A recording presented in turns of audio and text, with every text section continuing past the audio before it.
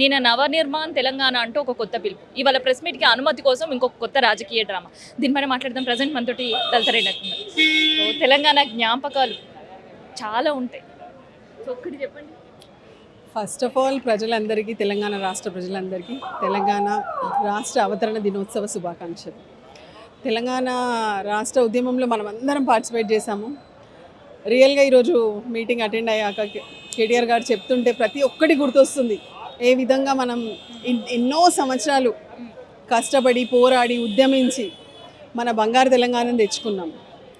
ఎంతో అభివృద్ధి పథంలో ఒక చిన్న రాష్ట్రంగా అవతరించి మొత్తం దేశంలోనే ఎంతో పెద్ద రాష్ట్రంగా, ఎంతో అభివృద్ధి చెందిన రాష్ట్రంగా ప్రతి ఒక్క విషయంలో కూడా మనం ముందున్నాం.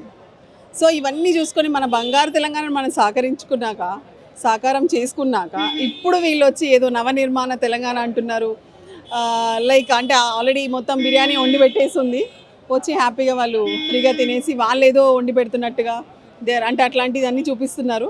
బట్ వాళ్ళకి అలాంటి ఏ విధమైన తెలంగాణ ఉద్యమం గురించి కానీ తెలంగాణ అవతరణలో వాళ్ళ పాత్ర ఏ విధంగా కూడా లేదు. అట్లాంటి వాళ్ళు ఈరోజు ఎన్నో మాట్లాడుతున్నారు. That's okay, no problem. But అందరికీ తెలుసు మనం ఎంత పోరాడాము, మనం ఏమేం చేసాము. స్టిల్ అంటే మీరు చెప్పారు ఒక మెమరీ అని. మా న్యాయవాదులందరం కూడా ప్రతి కోర్ట్స్లో ఎన్నో రోజుల నెలల తరబడి కూడా మేము ఉద్యమం చేసి మా విధులన్నిటిని వదిలేసి కోర్ట్స్ ముందు అలా కింద నేల మీద కూర్చోవడము, వంట వార్పు కార్యక్రమాలు చేసాము. మేము కోర్ట్స్లో సంఖ్యలు వేసుకొని తిరిగాము. సో ఆల్మోస్ట్ ఒక్కొక్కసారి అయితే 50 రోజులు కూడా పోయింది ఉద్యమం. అసలు ఎవ్వరము కేసెస్ అటెండ్ అవ్వలేదు, బెయిల్స్ వేయలేదు. కేసెస్ మొత్తం అన్నీ ఓన్లీ డేట్స్ తీసుకోవడమే, ఎలాంటి కొత్త కేసెస్ యాక్సెప్ట్ చేయలేదు. అంత తీవ్రతరంగా అట్లా ఎన్నో ఇయర్స్ ఉద్యమంలో అట్లాంటి ఎన్నో అంటే మాకు జ్ఞాపకాలు ఉన్నాయి.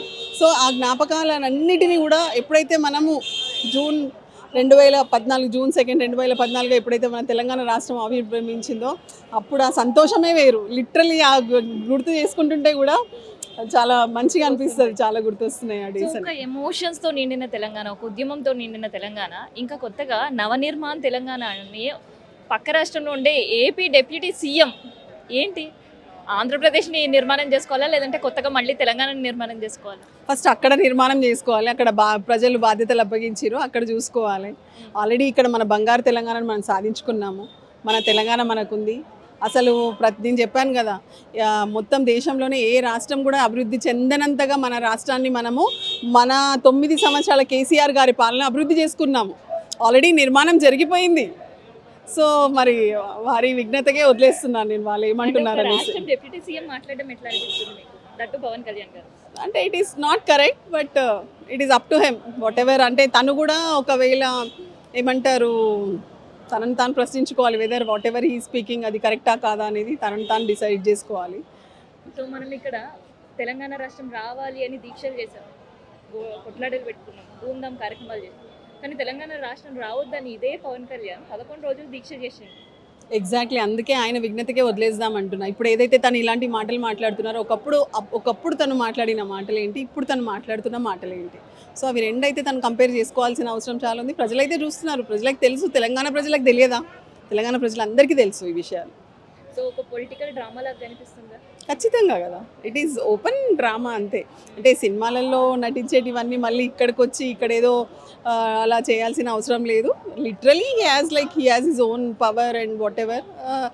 తను నిజంగా కాన్సన్ట్రేట్ చేసి అభివృద్ధి చెందించాల్సింది అక్కడున్న రాష్ట్రాన్ని. సో అక్కడ కాన్సన్ట్రేషన్ చేసుకుంటే బాగుంటుందేమో.